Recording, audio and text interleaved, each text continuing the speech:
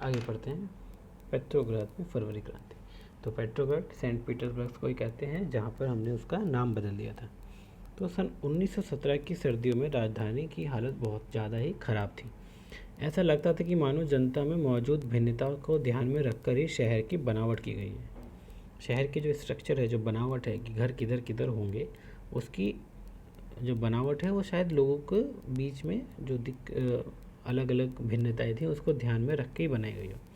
जैसे मजदूरों के क्वार्टर और कारखाने नेवा नदी के दाईं तट पे थे, राइट साइड पे थे, जबकि बाएं किनारे पे फैशनेबल इलाके, विंटर पैलेस और सरकारी इमारतें थी। जितने भी अच्छी इंपॉर्टेंट जगह थी वो आपके लेफ्ट साइड में थी, एंड राइट साइड में लोगों ज़्यादातर वर्कर्स के क्वार्टर्स थे और कारखाने थे। जिस महल में ड्यूमा की बैठक होती थी वह भी इस तरफ ही था, लेफ्ट साइड में। फरवरी में मजदूरों के इलाकों में खाद्य पदार्थों की भारी कमी पैदा हो गई। उस साल ठंड भी बहुत ज़्यादा पड़ी थी, भीषण कोहरा और बर्फबारी भी हुई। संसदीय प्रतिनिधि चाहते थे कि निर्वाचित सरकार बची रहे, इसलिए वह जार द्वारा डूमा को भंग करने के लिए की जा रही कोशिशों का विरोध कर रहे थे। तो ये लोग चाहते थे कि जार के जो साथ में रहने वाले लोग थे वो चाहते थे कि सरकार बची रहे और ड्यूमा को भंग ना किया जा सके। 22 फरवरी को दाएं तट पर स्थित एक फैक्ट्री में तालाबंदी घोषित की गई, मतलब लॉकडाउन एक तरीके से लग गया, स्ट्राइक कर दी गई। अगले दिन इस फैक्ट्री के मजदूरों के समर्थन में 50 फैक्ट्रिया के मजदूरों ने भी हड़ताल का ऐलान कर दिया। बहुत सारे कारखाने में हड़ताल का नेतृत्व महिलाएं कर रही थी, क्योंकि फैक्ट्री में धीरे धीरे महिलाएं भी थी। 30% हमने पहले देख चुके हैं। इसी दिन को बाद में अंतर्राष्ट्रीय महिला दिवस, इंटरनेशनल वुमेंस डे जो हम बनाते हैं, वो इसी दिन के उपलक्ष्य में बनाते हैं। आंदोलनकारी जनता बस्ती पार करके राजधानी के बीचों बीच नेवेस्की प्रोस्पेक्ट्स तक आ गई। तो वो उन लोगों ने नदी पार करी और नेवेस्की प्रोस्पेक्ट्स तक आ गई। इस समय तक कोई राजनीतिक पार्टी आंदोलन का सक्रिय रूप से संगठित और संचालित नहीं करी थी। मतलब इस समय तक ये लोगों का बिल्कुल ही नेचुरल रिएक्शन था, इसको कोई भी पार्टी नहीं कर रही थी कि ऐसा करना है।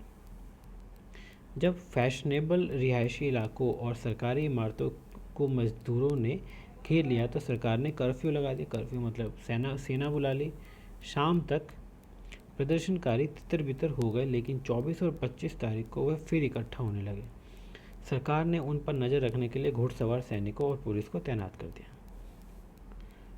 रविवार 25 फरवरी को सरकार ने ड्यूमा को बर्खास्त कर दिया। अब ड्यूमा जो थी उसको डिसमिस कर दिया गया। सरकार ने इस फैसले के खिलाफ राजनीतिज्ञ बयान देने लगी। 26 तारीख को प्रदर्शनकारियों ने बहुत बड़ी संख्या में बाएं तट के इलाके में इकट्ठा हो गए। 27 को उन्होंने पुलिस मुख्यालय पर हमला करके उसे तहस नहस कर दिया। रोटी, तनख्वाह, काम के घंटों में कमी, लोकतांत्रिक अधिकारों के पक्ष में नारे लगे। ये उनकी मेजर डिमांड थी कि रोटी मिले, तनख्वाह अच्छी मिले, काम करने के घंटे कम हो और उन्हें लोकतांत्रिक अधिकार मिले। लोग सड़कों पर जमा होने लगे। सरकार ने स्थिति पर नियंत्रण करने के लिए एक बार फिर घुड़सवार सैनिकों को तैनात कर दिया, लेकिन घुड़सवार सैनिकों की टुकड़ियों ने प्रदर्शनकारियों पर गोली चलाने से इनकार कर दिया। अब जो सरकार के जो ऑफिसर्स थे उन्होंने पे ही उनको गोली चलाने से मना कर दिया। गुस्साए सिपाहियों ने एक रेजिमेंट की बैरक में अपने ही अफसर पर गोली चला दी, मतलब आपस में ही बगावत करती। 3 दिन दूसरी रेजिमेंट ने भी बगावत कर दी और हड़ताल मजदूरों के साथ आ गए। अब मिलिट्री के लोग भी धीरे धीरे लोगों के साथ आने लगे, क्योंकि वो भी उस समाज का हिस्सा थे जहाँ से वो सेना में भर्ती हुए, और उनके घर परिवार में भी लोग इसी तरीके की परेशानी झेल रहे थे।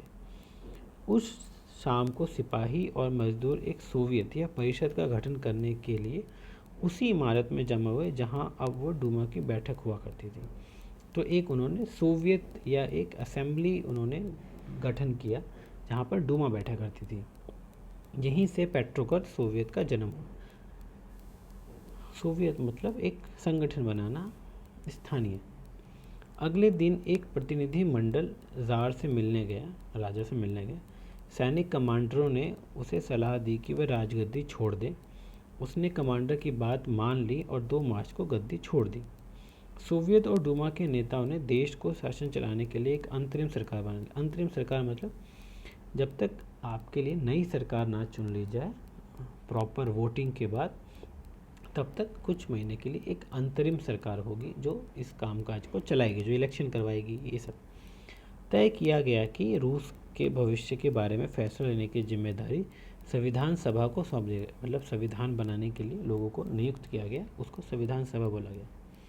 और उनका चुनाव सार्वभौमिक वयस्क अधिकार, सार्वभौमिक मतलब सभी वयस्क लोगों को वोट देने का अधिकार होगा। यूनिवर्सल एडल्ट फ्रेंचाइज मतलब सभी 18 वर्ष या 20 वर्ष या 30 वर्ष से ऊपर के व्यक्तियों को वोट देने का अधिकार होगा।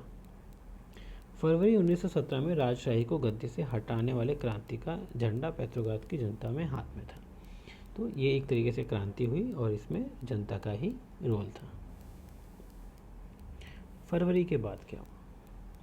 अंतरिम सरकार, जो सरकार रेवोल्यूशन के बाद बैठी थी, में सैनिक अधिकार, भूस्वामी, उद्योगपति प्रभावशाली थे। ये लोग इसमें प्रभावशाली थे। उनमें उदारवादी और समाजवादी जल्दी से जल्दी निर्वाचित सरकार का गठन चाहते थे, जल्दी से जल्दी सरकार बने। जनसभा करने और संगठन बनाने पर लगी पाबंदियां हटा ली गई। हालांकि निर्वाचन का तरीका सब जगह एक जैसा नहीं था, लेकिन पेट्रोग्राद सोवियत की तर्ज पर सभी जगह सोवियत बना लिए गए। मतलब हर जगह सार्वभौमिक मताधिकार नहीं फॉलो किया जा रहा था, लेकिन सोवियत सोसाइटी हर जगह बनने लगी।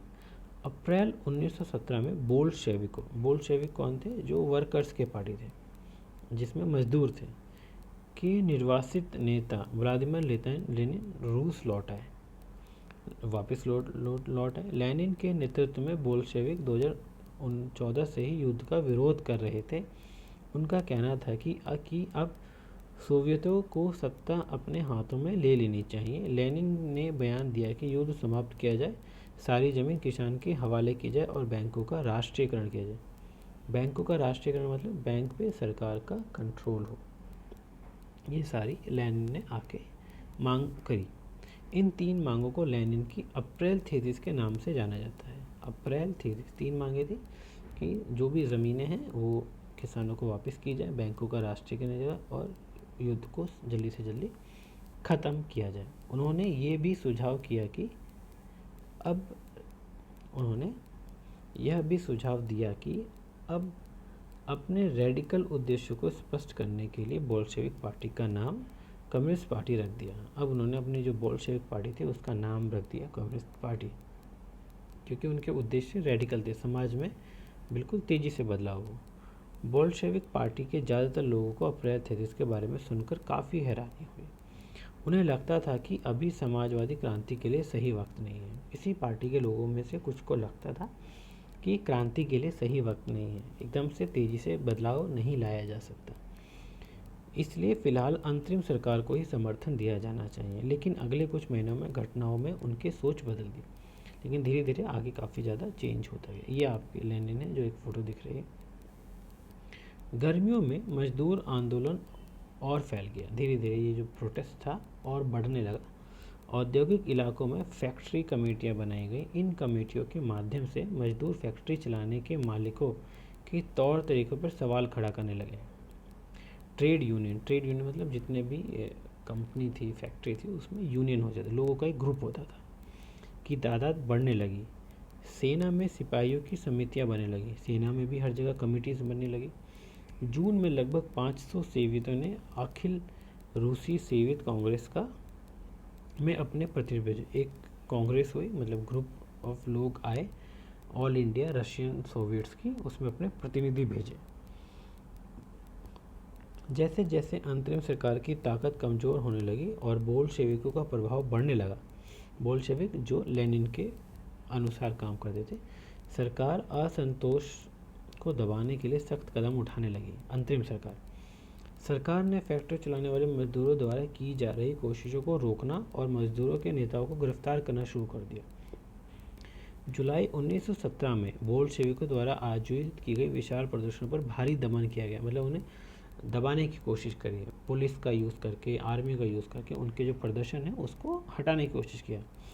बहुत सारे बोल्शेविक नेताओं को छिपना या भागना पड़ा।